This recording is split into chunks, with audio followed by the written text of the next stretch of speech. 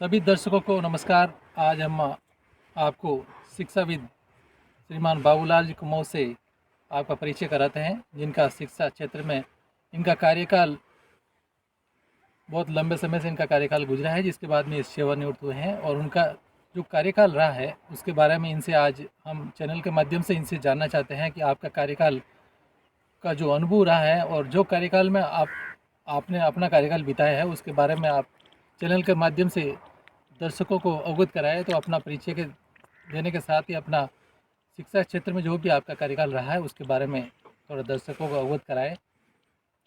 नमस्कार सभी श्रोताओं को, दर्शकों को, शिक्षाविदों, साथियों को, बहनों को मेरी ओर से सादर प्रणाम, नमस्कार। सबसे पहले मैं चाहूँगा कि मेरा परिचय बाबूलाल कुमाऊँ के रूप में बिलाड़ा से निवासी हूँ मैं। और यहाँ पहला जो प्रथम नियुक्ति है पंचायत समिति के माध्यम से खेड़ा मामावास प्राथमिक विद्यालय था। 30 अगस्त 1997 की बात है। यहाँ पर पहला अपॉइंटमेंट मेरा यहाँ हुआ था और प्राथमिक विद्यालय था। उसमें नारायण लाल जी हमारे गुरु के रूप में यहाँ हमें यहाँ पर ज्वाइनिंग करवाई थी। उसके बाद हमने सोचा था कि यहाँ से ट्रांसफ़र करा के अपने क्षेत्र में जाएं, क्योंकि हर आदमी यही चाहता है, हर व्यक्ति यही चाहता है, कर्मचारी भी यही चाहता है कि हम अपने नज़दीक में हो तो अच्छी सेवाएं दे सकते हैं। लेकिन फिर एक दो बार प्रयास भी किया था पंचायत समिति के माध्यम से, हीरा सिंह जी जब प्रधान थे उस समय भी, लेकिन ऐसा कोई स्थान मुझे मिला नहीं जहाँ पर मैं अपने हिसाब से जैसी हमारी भावनाएं हैं सेवा की वहाँ कर सकूँ। तो फिर हमने उस बात को छोड़ दिया और ये लगातार जो है ये कंटिन्यू चलता रहा। कहीं उतार चढ़ाव राजनीतिक क्षेत्र में कहिए या शिक्षा के क्षेत्र में देखने को मिले। तो शिक्षा के क्षेत्र में सबसे पहले चाहूँगा मैं कि 97 से लगाकर 2005 की अवधि जो दिखी, उस समय जो इस क्षेत्र में जो शिक्षक आए हैं उनमें कुछ अच्छी बातें देखने को मिली और नया चेहरा आके वो मेहनती और लगन के साथ प्रयास करने लगे इस विद्यालयों के अंदर। सर, आप दर्शकों को थोड़ा ये भी बताइए कि आपके स्कूल में स्कूल स्टाफ और बच्चों के बीच में जो तालमेल, किस तरह का तालमेल रहता था। साथ ही ये भी बताइए कि शिक्षा विभाग के अधिकारियों के साथ में आपका तालमेल जो रहा है उसके बारे में भी थोड़ा दर्शकों को अवगत कराइए। श्याम जी, मैं कहना चाहूँगा शिक्षा विभाग में आने के बाद में प्रत्येक व्यक्ति के साथ में कर्मचारी को एक समर्पित भावना से विद्यालय के लिए जुड़ाव होना चाहिए। वो अन्य कामों में व्यस्त रहता है तब वो विद्यालय के लिए समर्पित भावना नहीं रख पाता है। इसलिए सबसे पहली चीज़ है वो विद्यालय के प्रति समर्पित हो। जैसे मैंने अभी बताया था कि 2005 तक जो शिक्षा में आए हैं वो अपने विद्यालयों के लिए समर्पित रहे हैं। उसमें क्या होता है, अपने व्यवहार को कुछ ऐसी चीज़ें होती है जो सबसे व्यवहार में अपने विचार नहीं मिल पाते हैं, लेकिन उसका सामंजस्य बिठाना एक शिक्षक के पास बहुत अच्छी खूबी होती है कि वो अपने कैसे भी व्यक्तित्व के धनी हो, पास में दूसरे कभी आलोचना करने वाले हो, प्रशंसा करने वाले हो, उनसे विचलित नहीं हो और अपने विवेक जो विशेष रूप से कहते हैं बुद्धि से सबको अपने और आकर्षित करने का प्रयास करें। तो एक अच्छा सामंजस्य विद्यालय में होता क्या है, केवल एक अच्छा व्यवहार रखना, सभी साथियों के साथ में उठना बैठना और एक दूसरे का आदर और सम्मान सीनियर के हिसाब से करे, जूनियर के हिसाब से करे तो वो अच्छा रहता है, उसमें अपने आप व्यवहार बन जाता है। बच्चों की बात रही है तो बच्चों के साथ घुल मिल के उसको आत्मीय प्रेम से जिस बात को समझाना चाहिए था वो समझाएंगे तो बहुत अच्छी तरह से उस बालक में ये जल्दी ग्रहण करने की भावना आ जाएगी और वो समझेगा कि यही हमारे गुरुजी हैं और हमें बिल्कुल लगन इनके साथ में लगी रहेगी। तो वो लगन के साथ में जुड़ाव होने से उनको जो चीज़ देना चाहेंगे वो जल्दी ग्रहण करेंगे और आगे बढ़ाएंगे। श्याम जी, एक और बात कहना चाहूँगा, उनके साथ में अभिभावकों को भी जोड़ना चाहूँगा मैं, क्योंकि अभिभावकों से लगातार संपर्क रहना चाहिए कि बालक की गतिविधि कैसी गतिविधि है जो घर जाके वो कर रहा है, स्कूल में नहीं कर रहा है। कभी कभी तो परिलक्षित हो जाती है कि वो बच्चा जो इस घर पे कर रहा है वो कभी कभी स्कूल में भी करने लगता है, गाली गलौज करना लगता है। वो कहाँ से सीख रहा है, उस बिंदु को नोट करके हम अभिभावकों की बैठक बुलाते हैं। उस अभिभावकों की बैठक में उन बच्चे के बारे में एक एक रिपोर्ट उन अभिभावकों को देनी चाहिए जिससे सुधार आ सके, क्योंकि एक टीचर मात्र जो होता है वो सब कुछ उसके लिए परिवर्तन करने के लिए काफ़ी नहीं होता है। उसमें अभिभावकों का सहयोग भी जरूरी होता है। घर का वातावरण भी होना चाहिए, गांव का वातावरण भी उसके अनुकूल होना चाहिए, तब जाके कहीं ऐसी चीज़ें मिलती है और एक अच्छा वातावरण में अच्छी शिक्षा ग्रहण की जा सकती है। उस वहीं से प्रतिभाएं निकल कर आगे चलती है। राजकीय कार्य के दौरान जो आपकी सेवाएं रही, सबसे ज़्यादा कौन सी स्कूल में आपकी सेवाएं रही और स्थानांतरण कितनी बार आपका हुआ है? सर मैं कहना चाहूँगा श्याम जी, एक बात याद रखें कि जब मैं 1997 से यहाँ पर कार्यरत हुआ तो उसके बाद से लगातार 3 बार मेरी ट्रांसफ़र हुई थी। कुछ कारणों से हो सकता है, लेकिन फिर वो निरस्त हो गई। तो वो का जो कह सकते हैं ना, कोई कारण नहीं था, लेकिन राजनीतिक ऐसी बातें आई जिसके कारण स्थानांतरण तो कर दिया, लेकिन हमने जब सही चीज़ को वहाँ तक मुख्यमंत्री तक पहुँचाया तो उन्होंने उसको निरस्त कर दिया। और ये मुझे खुशी है और इस बात से गर्व भी है, हमारे शिक्षक साथियों के साथ में रहने का अनुभव भी हुआ है। तो पूरे 25 साल 2 महीने तक इसी विद्यालय के अंदर, ये विद्यालय पहले प्राथमिक था और 2005 में हमारे सब के गांव वालों के प्रयास से हमने ये प्रयास किया तो ये उच्च प्राथमिक में क्रमोन्नत हो गया। और उसके बाद हम इस विद्यालय को जितना तराशने के लिए, उन बच्चों को तराशने के लिए जितनी कोशिश की है उसमें कामयाब भी हुए हैं। यहाँ से एक डॉक्टर अभी भी डॉक्टरी कर रहा है, जो नवीन हांबड़, वो भी है। और कई बालिकाएं जो है शिक्षा के क्षेत्र में अभी भी बीएड करके इसी विद्यालय में आने के लिए प्रयासरत है। तो ये कई उपलब्धियाँ अच्छी है। मैं इसलिए कह रहा हूँ इस उपलब्धियों के लिए कि यहाँ जो एक क्षेत्र है खेड़ा मामावास, विशेष रूप से रायपुर उपखंड क्षेत्र का, इसमें क्या होता है, सभी कृषि प्रधान क्षेत्र है। तो यहाँ के सब सारे के सारे अभिभावक खेती करने के लिए ज़्यादा जोर देते हैं। अब जब खेती में थोड़ा पानी कम हो गया तो ये मद्रास है, बेंगलोर है, हैदराबाद की तरफ पलायन कर गए। तो वहाँ उनको क्या हुआ, जैसे ही दुकानदारी शुरू हुई तो दुकानदारी में उनको आदमियों की ज़रूरत थी, उनके वहाँ पर मज़दूरों की ज़रूरत हुई। तो यहाँ से सीधे सीधे 8वीं पास करके सीधे अपने वहाँ ले जाते थे। तो ये थोड़ी विडम्बना रही है कि वो ज़्यादा पढ़ नहीं पाए। फिर एक समय ऐसा भी आया श्याम जी, मैं कहना चाहूँगा बालिकाओं की शिक्षा के लिए, जब यहाँ तक 5वीं तक थी तो 5वीं तक पढ़ के छोड़ देती थी, फिर 8वीं की तो 8वीं तक पढ़ के छोड़ देती थी। लेकिन हमने ऐसा एक वातावरण तैयार किया बालिकाओं के लिए कि 8वीं से आगे पढ़ने के लिए, मेसिया के लिए सारी की सारी बालिकाओं को वहाँ पर प्रवेश दिलाया। और आज 8वीं और 10वीं पढ़ी हुई बालिकाएं इस गांव के अंदर बहुत सारी मिल जाएगी। ये हमारे क्षेत्र की उपलब्धि रही है। विद्यालय में भामाशाहों को प्रेरित करने के लिए और विद्यालय विकास में आप भामाशाहों को किस प्रकार प्रेरित करते थे, दर्शकों को ये भी अवगत श्याम जी, ये कोई, मैं ये नहीं कह सकता कि मैं एक बहुत बड़ा आदमी हूँ जो सबको कहने से काम हो जाता है। लेकिन कभी कभी होता है, किसी के अंदर एक ऐसा गुण होता है, गॉड गिफ्ट जिसे कहते हैं, उनके माध्यम से मैं कुछ नहीं कर रहा हूँ, उनके लिए सेवाएं करता हूँ। तो वो सेवा के माध्यम से मेरी बात को नहीं टालते हैं। जिस किसी की भामाशाहों को मैंने कहा है, स्कूल के लिए कहा है, कहीं और के लिए कहा है, तो कभी भी मना नहीं करते। चाहे फ़ोन पे वो मद्रास बैठे हुए हैं, कहा कि गोपीलाल जी आपको ये काम करना पड़ेगा, तो वो उनके मुंह से ये नहीं निकला कि हम ये नहीं करेंगे, आप तो कितना पैसा लगेगा बता देना और ये काम करवा लेना। या नेमीचंद जी हमर साहब से कहते हैं कि भाई ये कर लेना है, स्कूल के अंदर फर्नीचर की आवश्यकता है। कालू राम जी से कहते थे, गौरी देवी जी से कहते थे। इन प्रकार से ये जो भामाशाह सारे थे, सबसे जिसको इसको कहा है, उन्होंने कभी भी, मैं ये बड़े गर्व के साथ कहता हूँ कि मैं उनका आभारी भी हूँ कि उन्होंने कभी मेरी बात को टाला नहीं है। और इस क्षेत्र की बात नहीं करूँगा सर, मैं 12 से लेकर लगातार वाघपीठ प्राथमिक विद्यालय के सचिव के रूप में काम किया है। और जहाँ कहीं भी साल में वाघपीठें 2 करवानी पड़ती थी प्रधानाध्यापकों की, वहाँ पर समस्या ये आती थी, कहाँ समझ के भी कहाँ वाघपीठ करवाएंगे, उस स्थान के लिए कुछ भामाशाहों की ज़रूरत होती थी। जिस प्रधानाध्यापक को जाके कहते हैं भाई यहाँ आपको ये वाघपीठ करवानी है, तो वो सीधा हाथ खड़ा कर देता, नहीं साहब हमारे पास कोई व्यवस्था नहीं। हमारी तरफ से यही होता, उनको कहते हैं कि भाई चलो आप बैठ जाओ कुर्सी पे, ठीक है ना, बाकी का काम हम कर लेंगे। श्याम जी, बढ़ाई नहीं करूँगा, ईश्वर की कृपा है, वहाँ पर इतनी बढ़िया व्यवस्था हो जाती थी, अपने आप ही अभी भी हो रही है।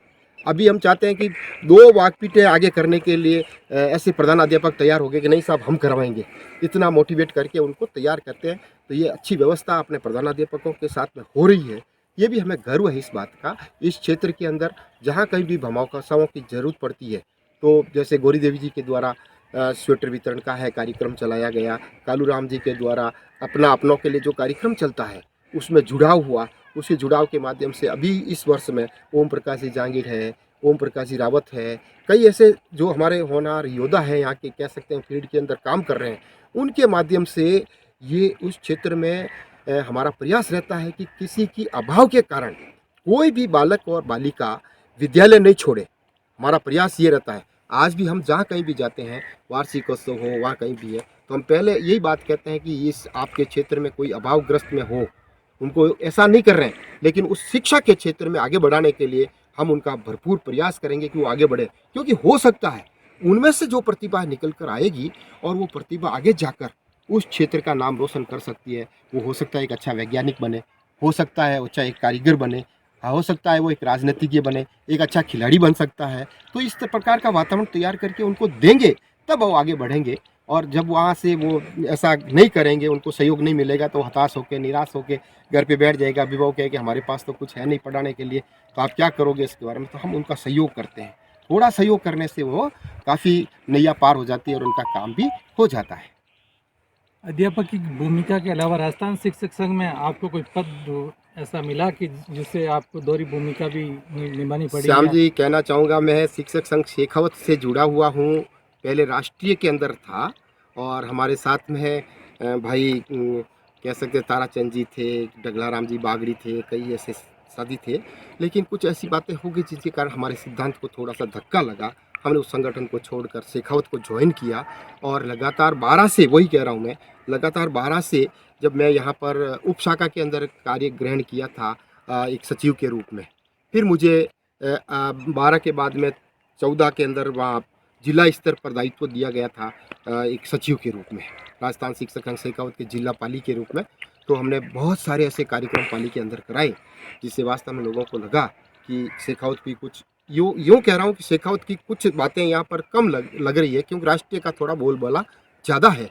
और हमारा जो शेखावत का बोलबाला ज़्यादा है जयपुर और इससे आगे अजमेर से आगे देखोगे, तो हमने उसको धरातल पर लाके उनको प्रयास किया है।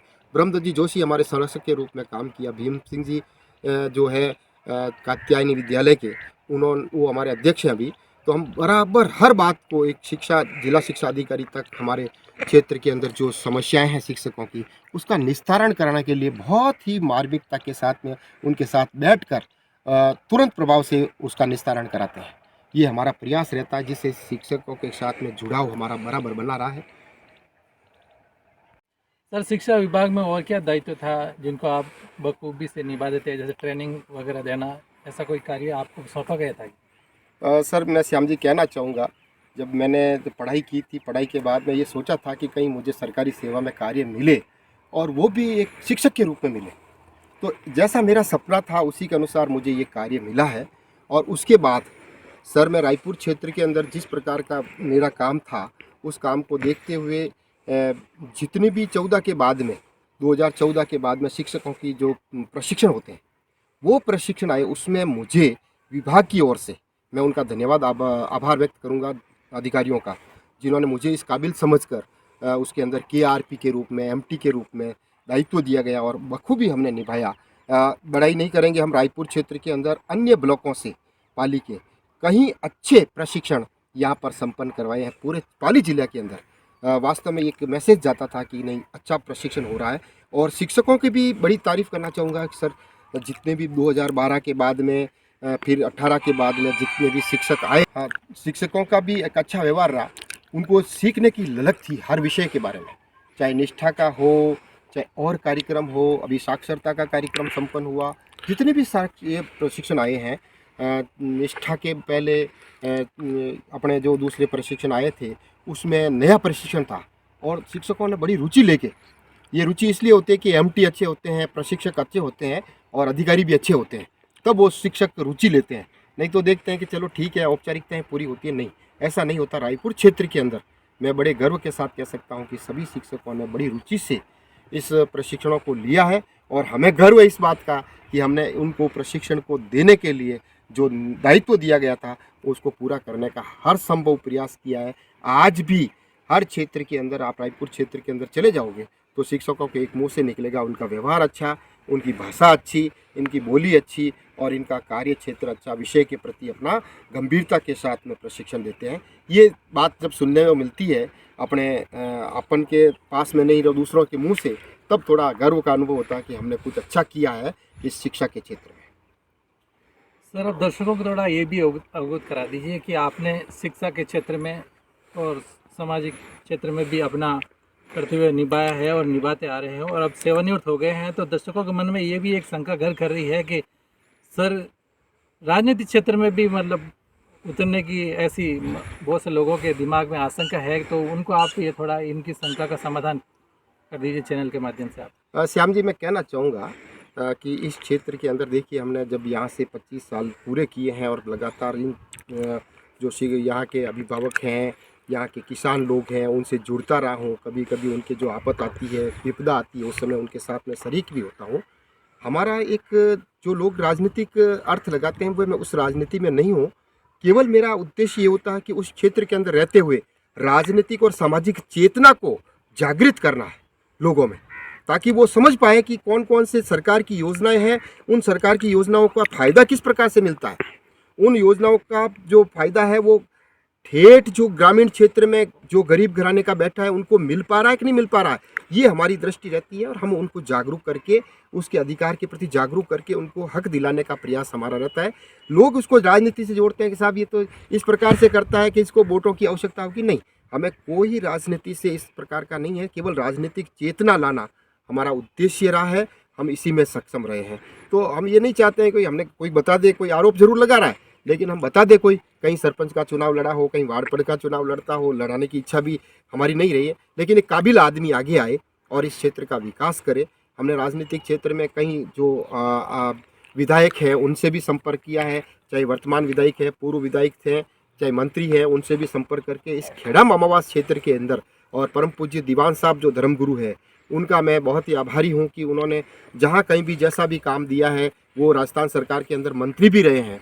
और मंत्री रहते हुए जब हमने उनसे निवेदन किया था कि साहब गांव के अंदर एक इस प्रकार की सड़क बननी चाहिए, तो उन्होंने तुरंत प्रभाव से उसको पास किया। हमारा एक कार्य बाकी रह गया, वो केवल हॉस्पिटल का रहा है, जहां एक प्राथमिक उपचार केंद्र यहाँ खोलने का था, वो कुछ कारणों से ये हम पीछे रह गए थे। हमारा प्रयास अभी भी जारी है कि कहीं न कहीं इस खेड़ा मामावास के अंदर एक प्राथमिक उपचार केंद्र खुले। बाकी राजनीतिक क्षेत्र में हमारी कोई रुचि नहीं है, हम केवल सपोर्ट करते हैं अच्छे कार्य के लिए। जो अच्छा कार्य करता है उनके साथ में है, किसी पार्टी से हमारा जुड़ाव नहीं है। हम सबके लिए, जब इस गांव के लिए या जहां हम रहते हैं, जहां लोगों को पूरा हक मिलना चाहिए और राजनीतिक जो चेतना आनी चाहिए, वो हमारा प्रयास रहता है। ग्राम खेड़ा मामावास के राजकीय विद्यालय से आप सेवानिवृत्त हुए हैं, तो कोई विद्यालय में ऐसी कोई कमी है रही है जिसकी मतलब विभाग आज दिन तक पूर्ति नहीं कर पाया, या आपके प्रयास रहे हैं जिसके बावजूद भी आज दिन तक पूरी नहीं हो, जो कमी आपको आज भी खल रही है, तो ऐसी कोई कमी? नहीं सर, विभाग की ओर से तो ऐसी कोई विशेष मुझे बात कमी की दिखाई नहीं दी। भामाशाहों की ओर से भी हमारा पूरा प्रयास रहा है। केवल एक चीज़ कमी जो महसूस हो रही है हमें, यहाँ के अभिभावक जो जागरूक होते हुए भी कुछ बातों को ध्यान में रखते हैं और बच्चों को पढ़ाई के क्षेत्र में अभी भी नहीं ला रहे हैं। बीच में पढ़ाई छोड़कर बच्चे चले जाते हैं, हमें दुख होता है इस बात का।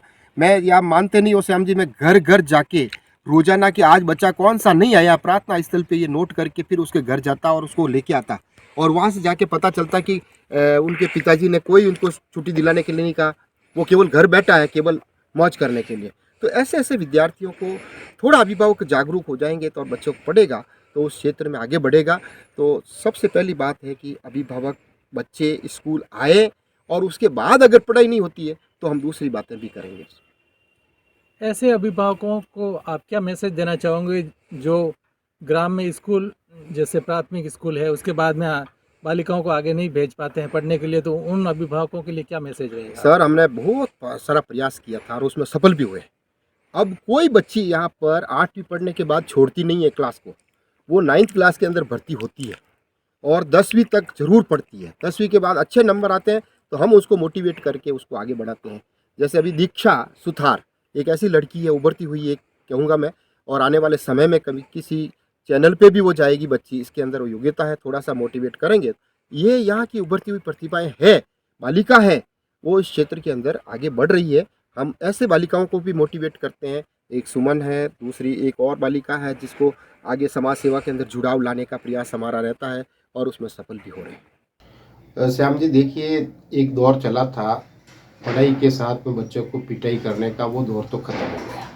अब सारी चीज़ें ऑनलाइन होने लगी, तो शिक्षक को ये चाहिए कि वो समय पर विद्यालय जाए और सकारात्मक सोच के साथ में विद्यालय में रहे, और उस बच्चों के साथ में जो अपने जिसके बच्चों के साथ में वैसा व्यवहार करें जिससे कि कोई ग्रामीण ज़्यादा से ज़्यादा शिकायतें ना लेकर आए। क्योंकि आजकल छोटी सी चीज़ कोई होती है तो ऑनलाइन देखकर वो शिकायतों के लिए तैयार हो जाते हैं। तो मैं तो यही संदेश देना चाहूँगा हमारे शिक्षक साथियों को कि स्वाभिमान के साथ में नौकरी करें, कोई राजनीतिक दुकानदारी के पीछे नहीं घूमें, एक स्थानांतरण कराने या कोई दूसरा काम कराने के लिए उनके अधीन नहीं रहें। तो स्वाभिमान के साथ में नौकरी करें, चाहे कहीं भी आप किसी विद्यालय में कर रहे हैं, चाहे कितना भी दूर हो या नज़दीक हो, उससे कोई फर्क नहीं पड़ने वाला है। आप अगर वास्तव में सकारात्मक सोच के साथ स्वाभिमान के साथ नौकरी करेंगे तो वो सबसे बढ़िया नौकरी है। तो ये थे हमारे शिक्षाविद श्रीमान बाबूलाल जी कुमाऊत, जिनका राजकीय सेवा का जो कार्यकाल रहा, जो इनका अनुभव रहा, वो चैनल के माध्यम से आपके बीच में रखा। बहुत बहुत धन्यवाद सर, इस क्षेत्र में सबको बहुत बहुत धन्यवाद। हमारे बाबूलाल जी सर बहुत अच्छे थे और वो 25 साल से गांव में रह रहे थे। वो हर किसी की मदद करते थे और वो हमें भी बहुत अच्छा पढ़ाते थे। उनका पढ़ना और लिखाना बहुत अच्छा था और बच्चों को प्राइम से पढ़ाते थे। हाँ, 4 साल पढ़ा रहे थे और पहले मेरी दीदी पढ़ के गए थे 8 साल उनके पास, और वो गांव में भी रह रहे थे और हर कोई मिल जाता था उनकी मदद करते थे। वो बहुत अच्छे सर थे। उनका अभी रिटायरमेंट हो गया था 31 अक्टूबर को।